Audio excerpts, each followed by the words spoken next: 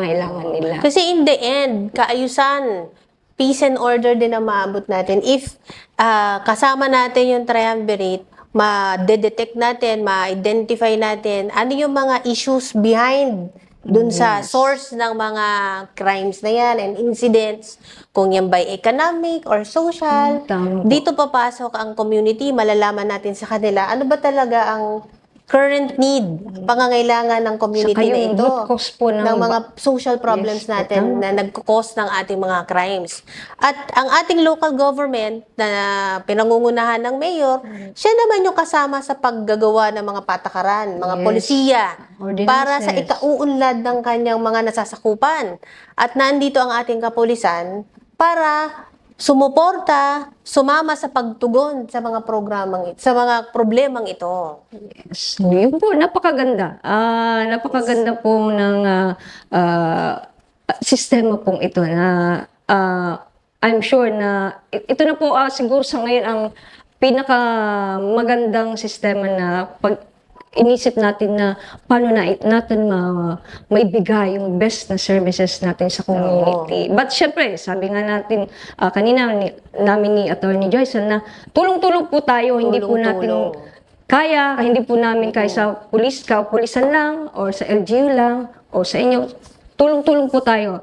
Yung pulisya, yung local government unit at yung PNP. Yun po yung sinasabi ni Ma'am Joyce na triumvirate. Ayan po. So, sana po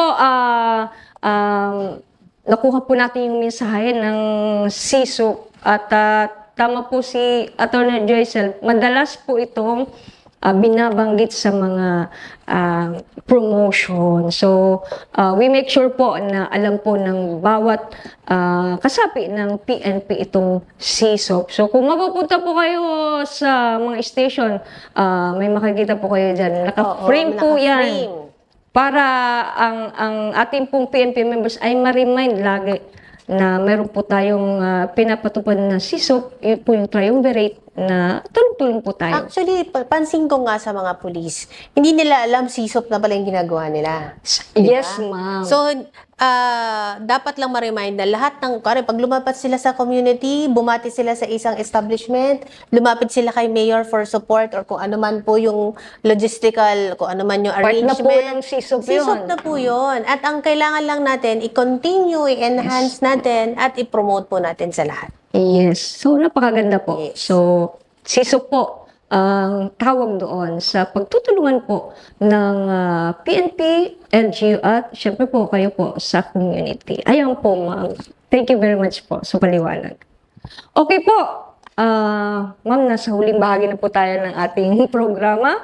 At ma'am, mensahe po sa ating pong mga kababayan, mga netizen po natin, of course, sa amin po sa PNP.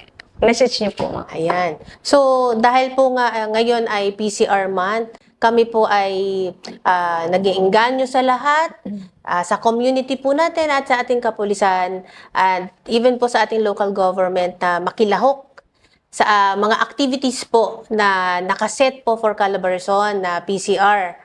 Yung pong mga iba't iba po natin mga programs. Marami po tayo kasing mga programs na nakalatag. Very busy ngayong July. Yes po. Punong-puno po tayo. May mga dialogues tayo. Meron tayo mga dental medical mission. Yes po. All ang layunin nito is lalong mapalapit ang triumvirate at makita yung services na pinoprovide, hindi lang ng mga pulis, but also kung ano yung maging aware ang ating community sa kanyang role sa all-in-all na pag-achieve ng ating katiwasayan at kapayapaan dito sa Calabarzon. Salamat po sa pag-invite at magkaroon ng chance na mabanggit or mapag-usapan natin ang PCR. Yes po. Ayan po, napakaganda po. So, tama po si ma'am. Punong-puno po ang buwan natin ng Hulyo for PCR month. Layunin po natin na mailapit po namin yung serbisyo sa ating komunidad at yung pong trust and confidence. At syempre, gusto po namin mas mapaigi pa po yung relasyon natin with the LGU and the community para po mas mapatibay po natin yung ating pagtutulungan po sa amin po sa PNP, peace and order and then public safety. At syempre po, para ang pinaka-aim po natin dito ay ma-achieve po natin na yung triumvirate ay mapalakas po natin. So yan ma'am, very informative po ang umagang ito at maraming salamat Salamat po din. sa pagpapaunlak po sa aming programa. At ma'am, bago tayo magtapos, syempre baka may nais po kayong batiin o pasalamatan. Sige po ma'am. Okay. So, binabati ko po ang ating NAPOLCOM chairman, si ating SILG, and ang regional director po ng NAPOLCOM Calabarzon, si Attorney Owen G. De Luna, ang ating chief PNP, Yes po. si Police General Romel Francisco Di Marbil, ang ating pong regional director ng Pro4A, Police Brigadier General Paul Kenneth Lucas, at ang command group ng Pro4A, ang chief ng ating RPCADU 4A na si Police Colonel Mildred Patam, at ang aking kasama sa NAPOLCOM Calabarzon at sa lahat ng PNP personnel ng Pro4A. Sa RPCADU 4A at RPIO 4A, maraming salamat po sa pag-anyaya nyo sa amin. Isang karangalan na isa po ko sa naging guest nyo sa programang ito upang maiulat din sa komunidad sa Calabarzon ang aming mga gawain at tungkulin ng aming ahensya sa ating komunidad at sa PNP organization. Muli po, maraming salamat and God bless us all. Ayan po, maraming salamat po, Mama Joycel. At okay, bago po tayo magtapos sa ating po mga netizens, please follow, like, and share din po ang aming mga FB pages, Pika G Calabarzon new account, and FB page po ng Pika G Tagapag-Ugnay. At sa lahat po ng RPCADU's Facebook pages nationwide. Ang FB page po ng Calabarzon, nandiyan din po, at syempre ang FB page ng NAPOLCOM Calabarzon. So muli po ang pasasalamat natin sa ating pong naging panauhin sa umagang ito. Ang PIO po ng NAPOLCOM Calabarzon, of course, walang iba po, si attorney, si Ma'am Joycel C. Supenya. So maraming salamat po mama sa susunod po, sa uulitin po. Sana po Sure, maging guest very, pa din po very namin welcome. kayo. Thank you po. Ang aming pong taus-pusong pasasalamat sa lahat ng kapulisan ng PRO Calabarzon. Sa mga naka-duty 24 oras, mag-ingat po kayo. LGUs, NGOs at ating mga force multipliers na ating katuwang sa pagpapanatili ng kaayusan at katahimikan sa Calabarzon. Tunay kayong mga bayani ng makabagong henerasyon. So tayo po ay laging mag-iingat at dalangin po namin ang kaligtasan ng bawat isa. So mula dito sa tanggapan ng RPCADU 4A, ako po ang inyong tagapagsalita ng Pro4A Police Lieutenant Colonel Chitadel C. Kawiran. Magkita-kita po tayo muli para sa mga updates at napapanahong impormasyon. Ito pa rin ang inyong programang Usapang Pulis at Komunidad sa Calabarzon.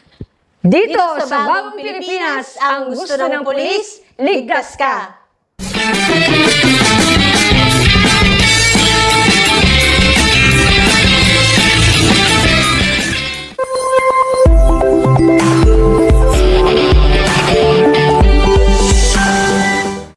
Madalas nating naririnig sa balita ang tungkol sa El Niño phenomenon.